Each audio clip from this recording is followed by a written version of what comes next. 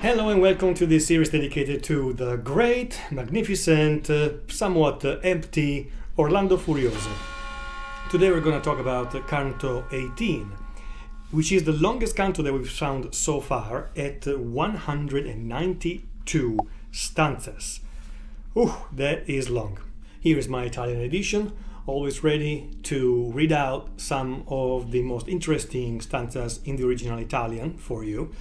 I would say the first three stanzas of this canto are a little cringy and sycophantic, where Ariosto is using the introduction to the canto to really sing the praises of his patron, who was Ippolito d'Este, a fairly horrible man under some aspects, as we know from history, but very careful and very astute in his leadership skills, as Ariosto is telling us here.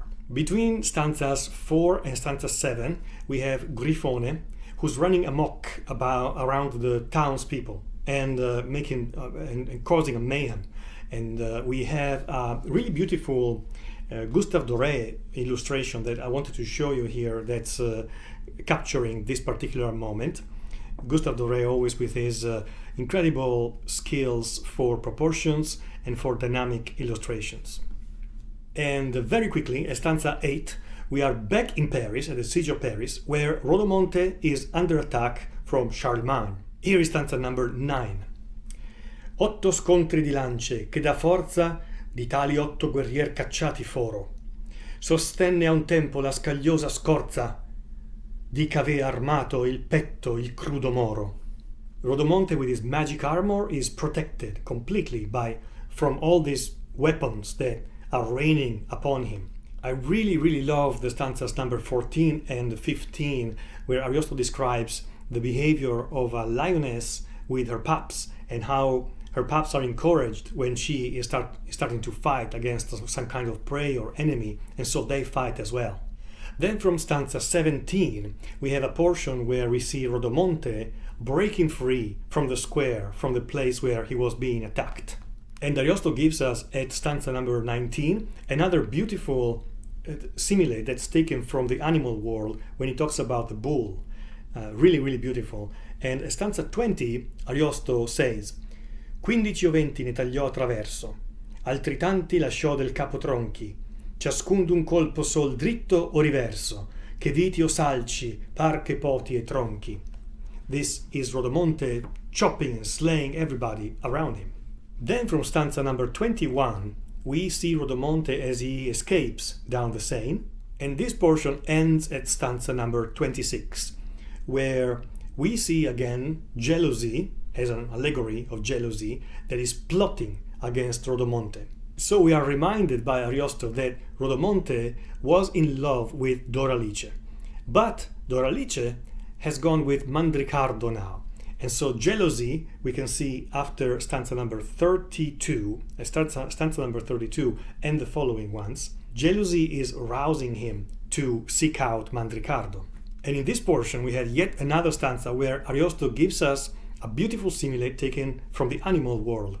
I love this one and also the sound in Italian, so I'm going to read it out to you. It's actually stanza number 35. Stanza 35.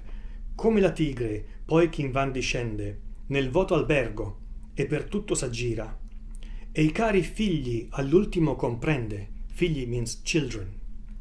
Essergli tolti, a vampa di tant'ira, a tanta rabbia, a tal furor s'estende, che né a monte né a rio né a notte mira, né lunga via né grandine raffrena l'odio che dietro al predator la mena. So this is the perfect description of Rodomonte's anger and fury by Ariosto in this portion. This portion then ends around stanza number 38, where we go back to Charlemagne, and Charlemagne is furthering the battle, the fight in Paris.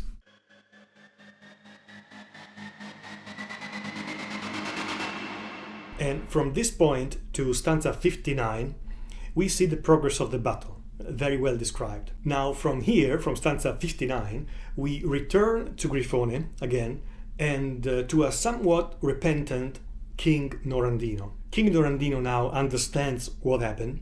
and he is very much on the side of Griffone. In fact, Griffone is wounded, and therefore King Norandino helps him heal in his palace.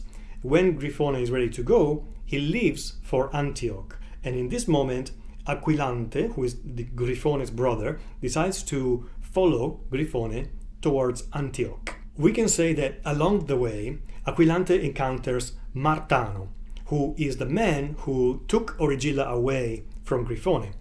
And Martano tries to deceive Aquilante as well. He's a very deceitful kind of guy. However, this terrible scheme is very soon exposed. Aquilante finds his brother Griffone, and Martano is punished. We are now at stanza 94, where King Norandino, to celebrate again, he decides to announce a new tournament.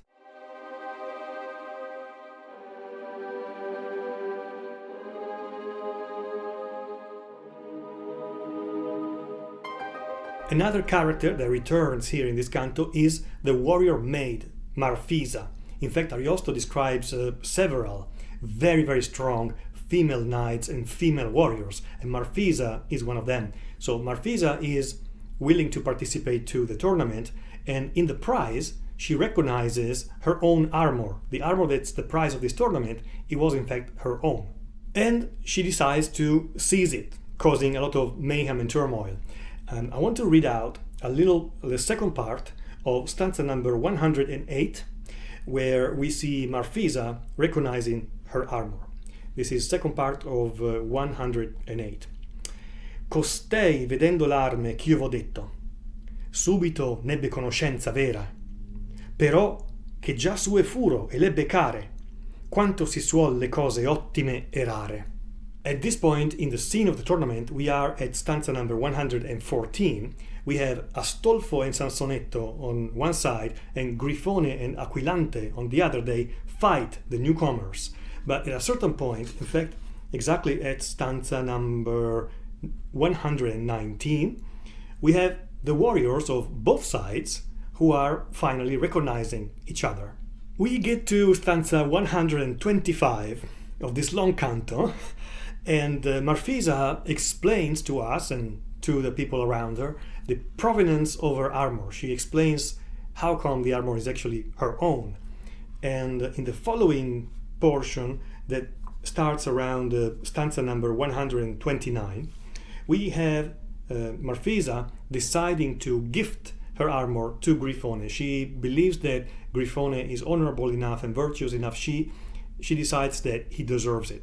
So the scene in Syria has a happy ending, and we have these 5 characters all together: Marfiza, Astolfo, Sansonetto, Griffone, and Aquilante, his brother, who at a certain point, we are at stanza number 134, they decide to leave Syria and to go to France. And along their journey, they meet with a storm at sea. This is what happens until stanza number 146, where Ariosto cuts the scene once again and takes us back to the siege of Paris, where we have Rinaldo, who is slaying Dardaniello. So he's kind of going back and forth between France and Syria in this Canto 18. Thanks to the valor and the strength of Rinaldo and other knights and warriors, in the end, the Moors decide to retreat from Paris.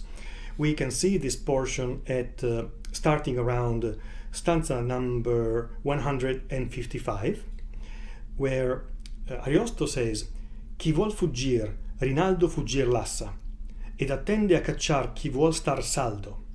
Si cade ovunque Ariodante passa, che molto va quel dì presso a Rinaldo. So we have the Moors, who are the Saracens, who are defeated. Now, what's important for our overall huge story of the Orlando Furioso is that here at stanza number 165, we have this new character who is a Saracen. His name is Medoro. Him and a friend of his, in this context of the defeat of the Moors, they decide to search.